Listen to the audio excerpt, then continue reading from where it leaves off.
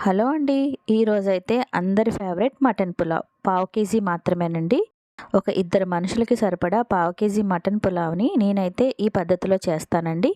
అదే ఈరోజు మీకైతే నేను చేసి చూపిస్తున్నాను. చాలా టేస్టీగా, పీస్ కూడా చాలా సాఫ్ట్‌గా ఉంటుంది. తొందరగా కూడా అయిపోతుంది. ఎక్కువ మసాలాలు అవసరం లేదు. చాలా తక్కువ ఇంగ్రీడియెంట్స్‌తో తక్కువ టైంలో చేసేసుకోవచ్చు. ఇందుకోసం 3 గరిటెల నెయ్యి వేసుకొని మసాలా దినుసులన్నీ వేసుకోవాలండి. స్టార్ పువ్వు, లవంగాలు, ఇలాచి, మరాఠీ మొగ్గ, అలాగే దాల్చిన చెక్క, జాపత్రి, కొంచెమంత షాజీరా, బిర్యానీ ఆకు ఇవి కొంచెం ఫ్రై అయిన తర్వాత ఉల్లిపాయ, టమాటా, పచ్చిమిరపకాయ వేసుకొని మూత పెట్టుకొని మగ్గించుకోండి. ఇవి కూడా బాగా మగ్గిపోయిన తర్వాత ఇందులోకి 1 స్పూన్ మాత్రమే అల్లం వెల్లుల్లి పేస్ట్ వేసుకొని పచ్చి వాసన పోయేంత వరకు ఫ్రై చేసుకోండి.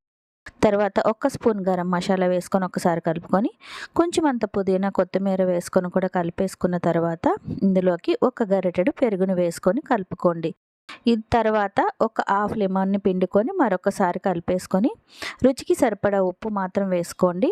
తర్వాత ఉడికించిన మటన్ అంతటిని కూడా వేసేసుకొని కలుపుకొని ఒక్క 5 నిమిషాలు మీడియంలో మగ్గనివ్వండి. తర్వాత దీన్ని కలుపుకొని గంటపాటు నానబెట్టుకున్న బాస్మతి రైస్‌ని వేసుకొని నెమ్మదిగా కలుపుకొని 2 గ్లాసుల వాటర్ వేసుకొని ఉడకడానికి వచ్చేంత వరకు హై ఫ్లేమ్ పెట్టుకోండి.